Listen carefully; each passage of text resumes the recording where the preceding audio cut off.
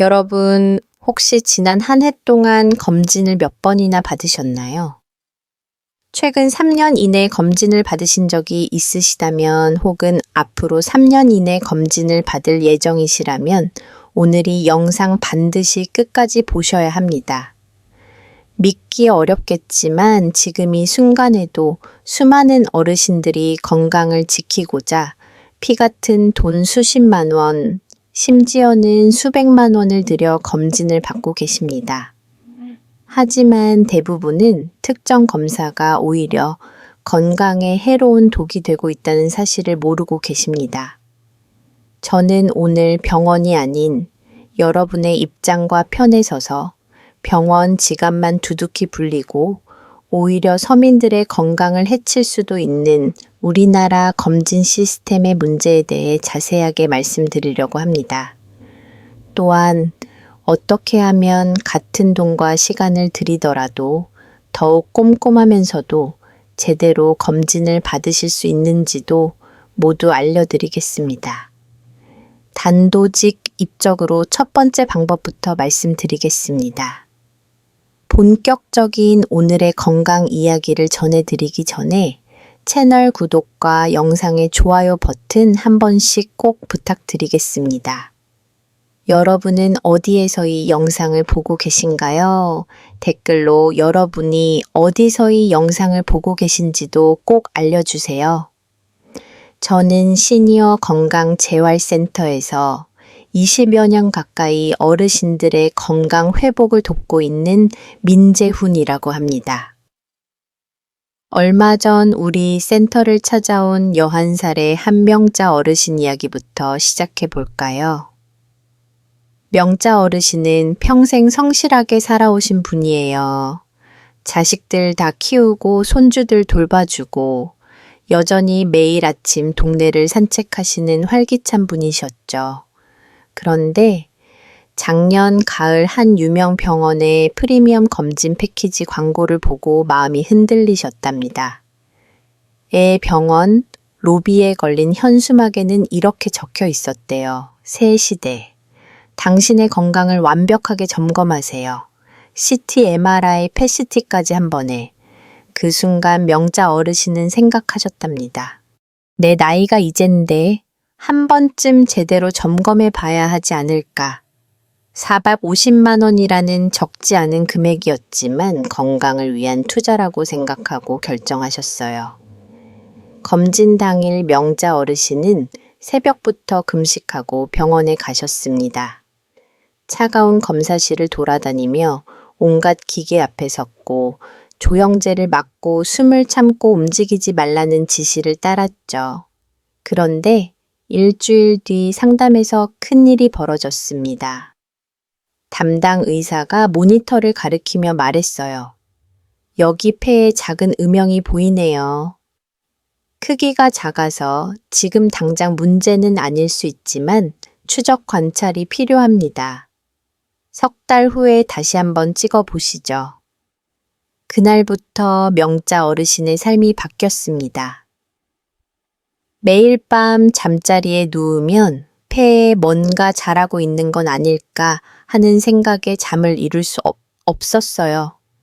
아침에 눈을 뜨면 가슴이 답답한 것 같고 기침이 나면 혹시 이게 신호는 아닐까 두려웠답니다.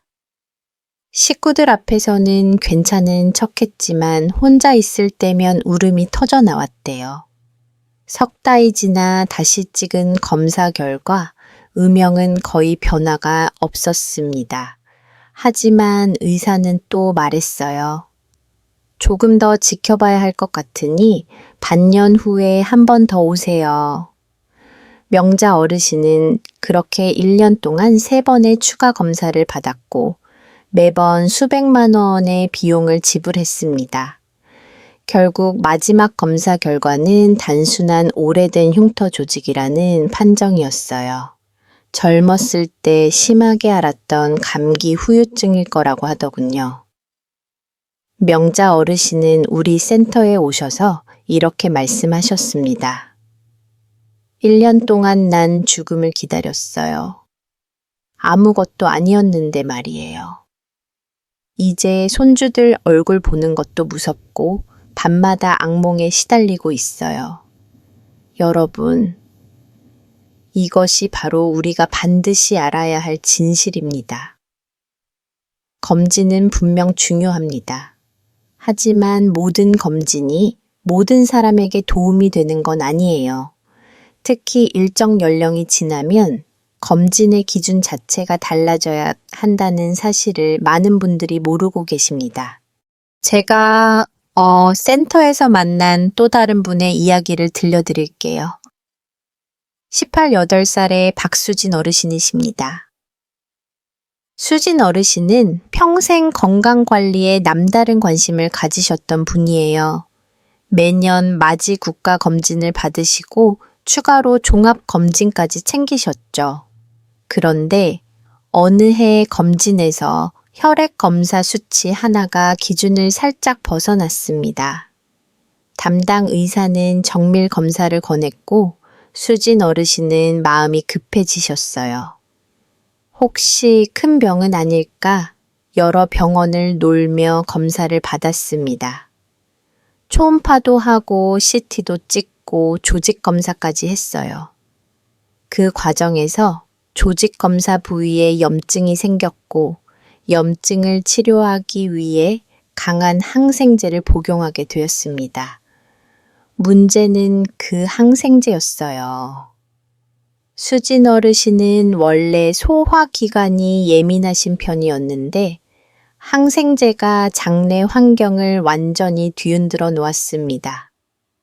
그 후로 3달 동안 설사와 복통에 시달리셨고 체중이 17kg가 가까이 빠졌어요. 음식을 먹는 것이 두려워지고 외출도 꺼리게 되었죠. 정작 원래 문제였던 수치는 나이에 따른 자연스러운 변화였다는 결론이 났습니다. 걱정할 필요가 전혀 없었던 거예요. 하지만 그 과정에서 수진 어르신은 건강했던 몸을 잃어버렸고 정신적으로도 큰 상처를 받으셨습니다. 제가 이런 이야기들을 나누는 이유는 검진을 받지 말자는 게 아닙니다. 오히려 정반대예요. 진짜 필요한 검진을 제대로 받자는 겁니다. 불필요한 검사의 시간과 돈, 그리고 소중한 마음의 평화를 낭비하지 말고 정말 중요한 것에 집중하자는 거죠. 그렇다면 대체 어떤 검진이 필요하고 어떤 검진은 피해야 할까요? 이제부터 제가 20년 넘게 현장에서 경험하고 배운 것들을 여러분께 솔직하게 나눠드리겠습니다. 먼저 많은 분들이 착각하고 계시는 것 하나를 짚고 넘어가야겠습니다. 우리나라 건강검진의 기준은 대부분 젊은 성인을 기준으로 만들어졌다는 사실입니다. 40대, 50대의 몸과 70대, 80대의 몸은 완전히 다릅니다. 당연한 말 같지만 실제 검진 현장에서는 이 차이가 제대로 반영되지 않는 경우가 많아요. 예를 들어 볼까요? 콜레스테롤 수치를 보는 기준이 있습니다. 일반적으로 총 콜레스테롤이 200을 넘으면 주의가 필요하다고 하죠. 그런데 최근 연구 결과를 보면 70살이 넘은 분들의 경우 콜레스테롤이 다소 높은 편이 오히려 장수에 도움이 된다는 보고가 있습니다. 우리 센터에 오시는 최영미 어르신 이야기를 해볼게요. 영미 어르신은 70살이신데 검진에서 콜레스테롤 수치가 220으로 나왔어요. 병원에서는 바로 약을 처방했습니다. 스타틴이라는 콜레스테롤 약이었죠. 영미 어르신은 성실하게 약을 드셨어요. 그런데 한 달쯤 지나니까 이상한 증상이 나타났습니다. 다리 근육이 자주 아프고 계단 오르기가 힘들어졌어요. 처음에는 나이 탓인가 했는데 점점 심해지더니 결국 외출조차 어려워졌습니다. 나중에 알고 보니 스타틴의 부작용이었어요. 약을 끊고 나니 서서히 좋아졌지만 그 사이에 근육량이 많이 줄어들어서 회복의 시간이 오래 걸렸습니다. 이처럼 젊은 사람들에게는 도움이 되는 치료가 나이든 분들에게는 오히려 해가 될 수 있어요.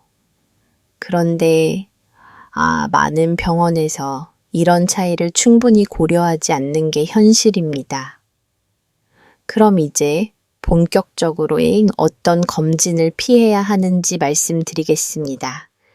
제가 가장 먼저 주의를 드리고 싶은 검사는 증상도 없는데 받는 전신 패시티입니다.